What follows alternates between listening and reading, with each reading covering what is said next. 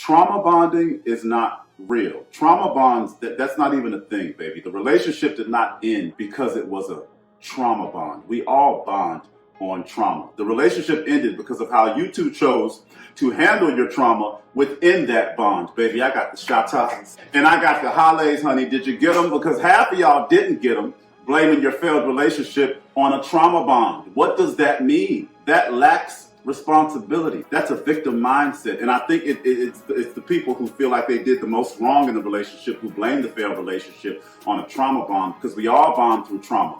Human existence and building relationships means you have to bond on trauma. It wasn't the trauma, it's the way y'all two projected your trauma on each other. It's the way that y'all chose to spew your trauma on one another. And I asked a friend her opinion on this. I hit her up and I said, friend, I got a video about trauma bonds.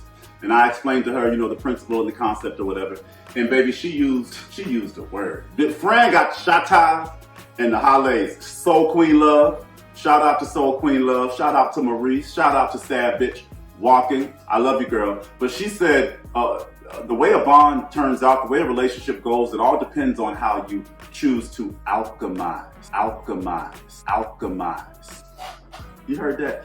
Alchemize that bond. Friend got it. Okay, I said that is the perfect word because a relationship can go either way. And then she reminded me that we bonded on trauma. We met each other when we were going through some of the worst things in our lives, but we didn't spew it at each other. We didn't project it at each other. We chose to heal through it. And we met about 6 years ago. We've been best friends ever since. And we look at our relationship now.